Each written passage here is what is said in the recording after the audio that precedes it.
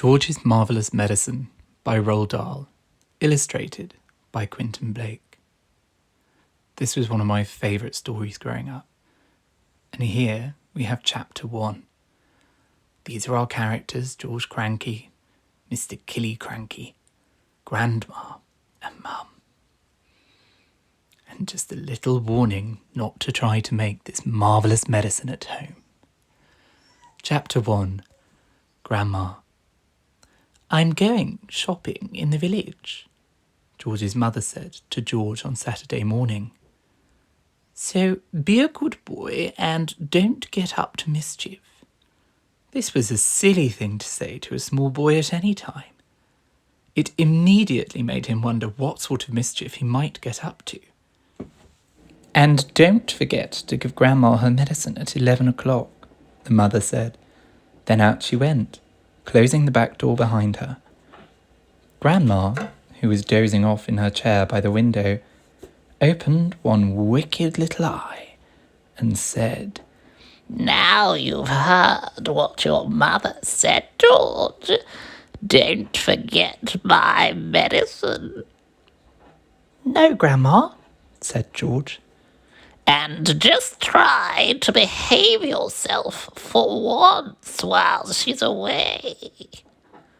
"Yes, Grandma," George said. George was bored to tears. He didn't have a brother or sister. His father was a farmer, and the farm they lived on was miles away from anywhere. So there were never any children to play with. He was tired of staring at pigs and hens and cows and sheep. He was especially tired of having to live in the same house as his grizzly, old grunion of a grandma.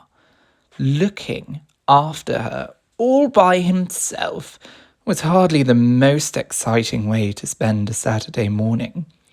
"You can make me a nice cup of tea for start," said Grandma to George. "That'll keep you out of mischief for a few minutes."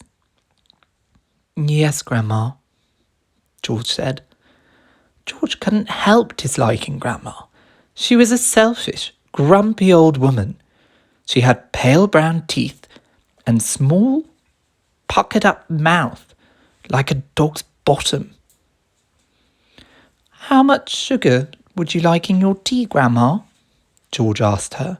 "1 spoon," she said, "and no milk." Most grandmothers are lovely, kind, helpful old ladies, but not this one. She spent all her day and every day sitting in her chair by the window, and she was always complaining, grouching,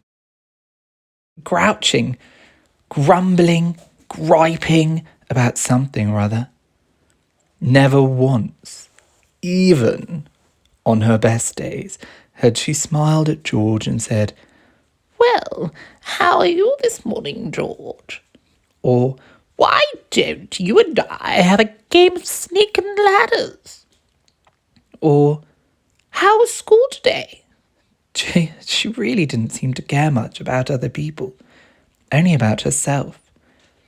She was miserable, old grouch.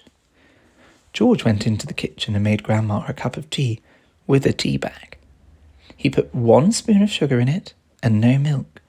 He stirred the sugar well and carried the cup to the living room. Grandma sipped the tea. "Blah! It's not sweet enough," she said. "Put more sugar in." George took the cup back to the kitchen and added another spoonful of sugar. He stirred it again and carried it carefully in to Grandma. "Where's the saucer?" she said. "I won't have a cup without a saucer." George fetched her a saucer. "And a teaspoon, if you please." "I've stirred it for you, Grandma. I stirred it well." "I'll stir my own tea, thank you very much," she said. "Fetch me a teaspoon." George fetched her a teaspoon.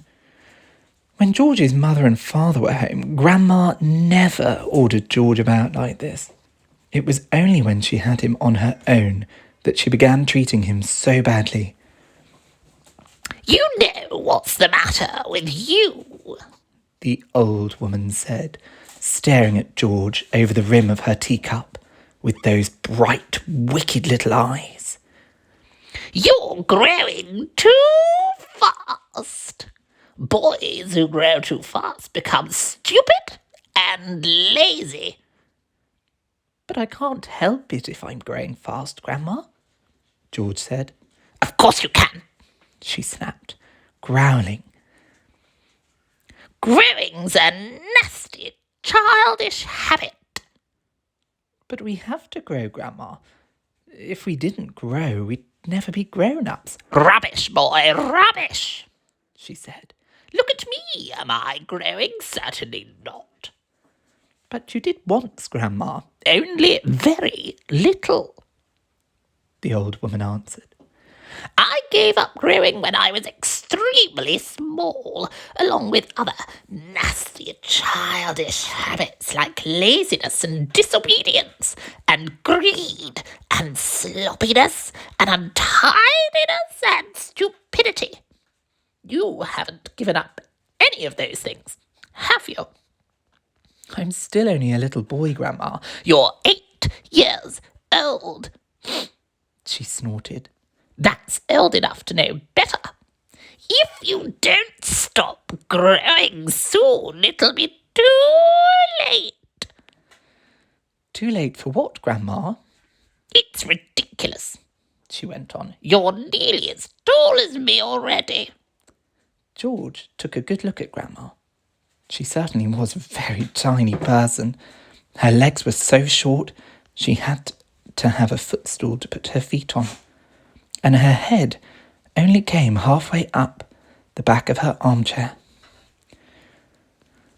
Daddy says it's fine for men to be tall, George said. Don't listen to your daddy, Grandma said. Listen to me.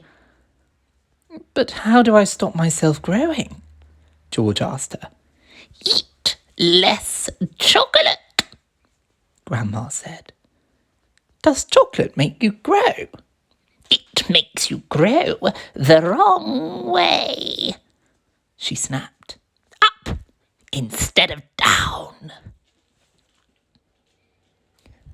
That was the end of chapter 1. If you would like to hear any more chapters and continue this story, just comment below. Thank you for listening. Good night.